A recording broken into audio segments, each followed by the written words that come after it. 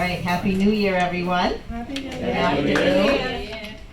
Just a couple of announcements. If anyone is interested in getting your taxes done, AARP will be back here starting the beginning of February.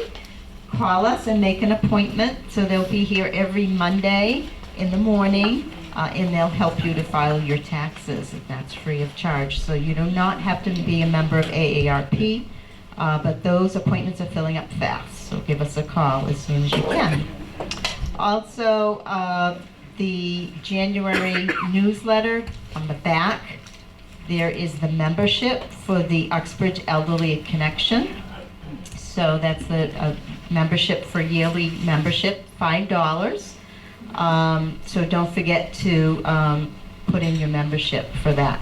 Uxbridge Elderly Connection is a group that sponsors all of our parties and does a lot for the senior center.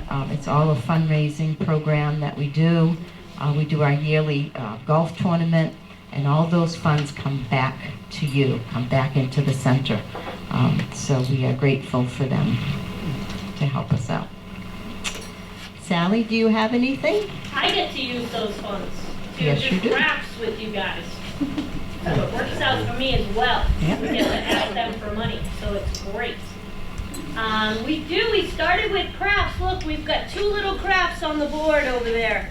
We're starting slow into the new year. Yep. With the weather, I can't plan anything. I was asked about the taking to the movies, and we're gonna hold off until what? February, March, somewhere around there, maybe later. Maybe March or April, Yeah, with the cold depending on the weather, snow, what it it's looks hard. like. But yeah, we'll get into all that stuff again, okay, guys? Okay. Woohoo! Happy New Year! Pat, do you have anything? Okay, all right. We welcome the chief back for lunch and learn. Thank you so much.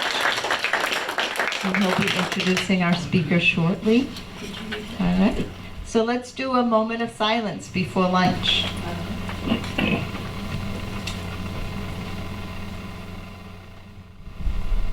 Thank you. Enjoy your lunch.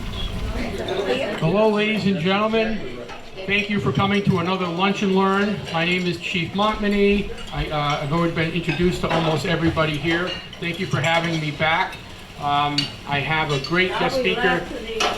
Every time I come here, I tell you I have a great guest speaker. Probably not true every time, but today we've got a great guest speaker. And I want to fill everybody in. If everybody has been looking at our Facebook page, you know that our canine Bear is retiring. Bear has been with us, I think, since 2015, and he's getting ready to retire. We have a replacement dog, so we have a new canine called Echo is taking over.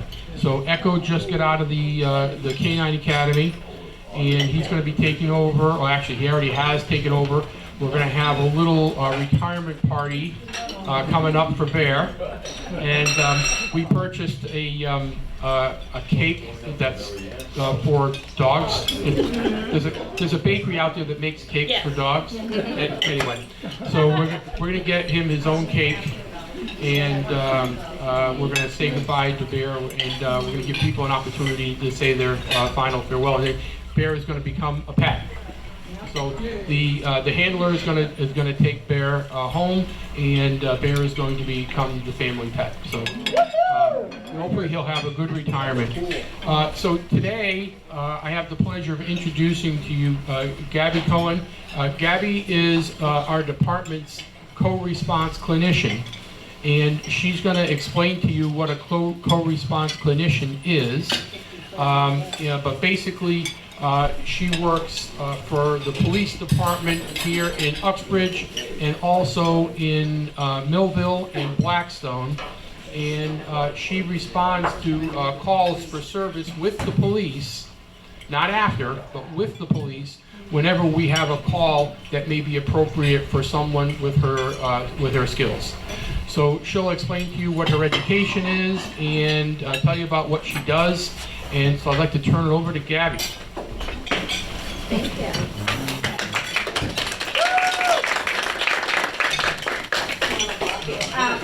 Yeah, so my name is Gabby. I think you guys can hear me. So what my job is I got a master's in social work.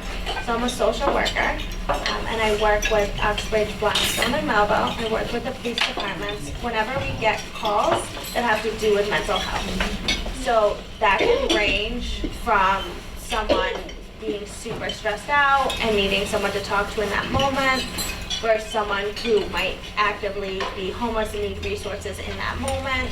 Kind of varies. Mental health, it's when they're in a crisis and they could use services or use support of someone. And again, my intervention literally can last a minute to 5 minutes. It's not having a whole therapy session for 30 minutes. It's just making sure that that person is okay in the moment. And it's co-response, but it's also called jail diversion, because it's also part of my job, if possible, to help them in that moment get services versus, if we can, avoid them having to go the police legal route. But what I mean with that is, like, if someone, was destructive in a sense of they were upset, and versus having to bring them to the police station, be able to bring them to get help, or if someone is struggling for that utilize services within the community, helping them get those, so that then they are getting the support, so that they don't feel like they need to always call the police, and that way they can have support continuing. So hopefully that makes sense a little bit. So what I do, mine is the co-response, so I do, when the police get calls, I go with them on those calls, or I follow up the next day. That's my job. And then we also have a post-response that, I don't know if you guys are familiar with Lori or the Blackstone Valley Connect. So anyone I meet with, I give her information out, and she goes out and meets the people at their home, wherever they're living, whatever center they may live in, and helps them with a range of things. Doesn't have to be therapy. It can be helping them fill out a form, helping them make a call, helping them see what benefits they may be able to have. So while I respond in the moment, she responds the next day and follows up kind of whenever is needed. You can also call, some people call the police station, they might say, hey, I just have a question about a resource. I don't know if this town has it, or I don't know, or I'm going through a hard time, I just need to talk to somebody and figure out what options there are. Or I just need to talk to somebody for a few minutes. And then they'll call and they'll give me the call, and then I can talk with you and whatever it may be. I'm gonna pause there before I continue. Is there any kind of questions that might have come up, or anything that anyone has about that role specifically? No? So just a little background about me. So I got my master's from Simmons in social work, and then I did some crisis work, some mobile crisis work, so I went on calls and did outpatient work as well, and that was very humbling. And then I kind of directed into the police work. I did some work with Plymouth, and then I came over to work with Uxbridge, Blackstone, and Melville.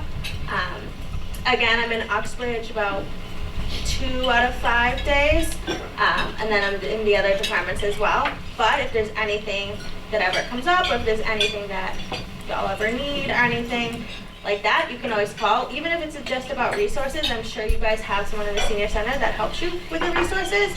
But if there's anything, just questions, you can always call and ask for me. My name is Gabriela, or Gabby. Yes, Gabriela with one L. That's a little bit. I don't know if I missed anything. Well, Or I can give more information about. yeah, I just wanted everybody to understand that Gabby's role is specific to things that the police are not necessarily trained for.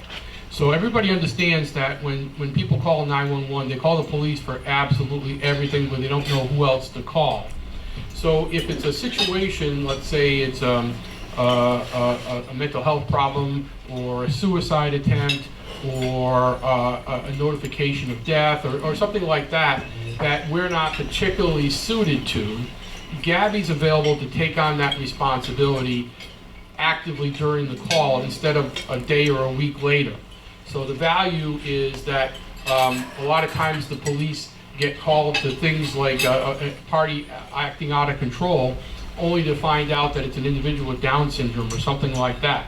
So the police have one way to respond to that, but we're actually not professionally trained to do some of the things that she is.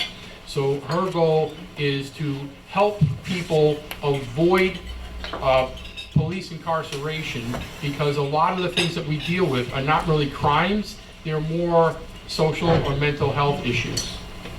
So that's where Gabby comes in. So does anybody have any questions for her? I wanted to say something. Yeah. I live in Blackstone. One of my neighbors, a social worker, visited her, and I asked questions, you ever committed suicide? And she said yes. The social worker was so upset, she went outside, she called the police. They came, and then a lady like you came to talk to her. And then my neighbor said, I'll never say that to anybody again. But they were very concerned. They checked on her every day for a few days, and now the woman went into assisted living. Right. Because her companion died in a traffic car accident, and she was very depressed. Right. But the police and this lady did follow up on her, and now she has better care. Right. So thank you for that. But that's what happens is nowadays the police work with the mental health community to try to have better outcomes for people. And you got to understand that there are certain key words, and one of those key words is I'm thinking about hurting myself, and now we gotta step in and try to try to protect you. Yeah, and I'll also say kind of what you just mentioned. What you just mentioned as well. I think part of my job is also I want you to be able. Sorry. I want you to be able to stay in the community, right? I don't want to have to pull you out of the community or go to the hospital. So in that scenario, Well, her family wanted her, she should have been in. right? And all our neighbors agreed, yes. And so sometimes, right, knowing if how someone's feeling and then going also, are they going to act on it? Are they not going to act on it? What is the threat and how is there someone that can stay with them? If not, maybe the hospital is their route. But that's also then why I go with police, so we're not just taking someone else, we can see if there's a secure way to keep them in the community. Obviously there's exceptions, but. You have another question in the back? Yeah? Gabby, I wondered if you could address intervening with eviction. Yeah? Evictions from housing complexes. I don't know that you do that. Eviction. Oh, evictions or addiction? I thought you said Addiction. addiction. You said addiction. It said addiction. No, evictions from a housing. Oh, addiction. You don't deal with that, do you? I wouldn't necessarily say I deal with that. The only times that I've gone on is like if someone's getting the news of it, then sometimes I talk with that person and figure out with them, like, because they might be in distress, hearing about it or figuring out, and then I might give them to Lori, who I talked about, so she can follow up with them, figure out housing, and really work with them long term, especially since that is something so kind of crucial. But in that moment, I would more be the person receiving the news, seeing how I can get them set up with services in that moment, but I wouldn't necessarily follow up. I might, depending on the report, I might call them a week later, but I wouldn't in that moment. That would be my best reaction. I don't know. Yeah, so Gabby's role is not in continuing care. So she wouldn't be the person helping you find another place to live or anything like that. She'd be the person who intervenes in the crisis situation. And we thought you were talking about addiction, but addiction is one of the things that she does deal with on a fairly regular basis. Whenever we have an overdose or a person in need of immediate service, she handles those kind of issues too with people who have addiction issues. Are there other questions? You can, if you need access, you can call the police department and we can get access to Gabby through the police department. So she works in Uxbridge, Millville, and Blackstone. So she's not at each place every day, but we can funnel her a message whenever anybody calls. Okay? All right, well, thank you all very much. We appreciate your time. And Gabby and I will be around for a few minutes in case somebody has a personal question, okay? Thank you. Okay.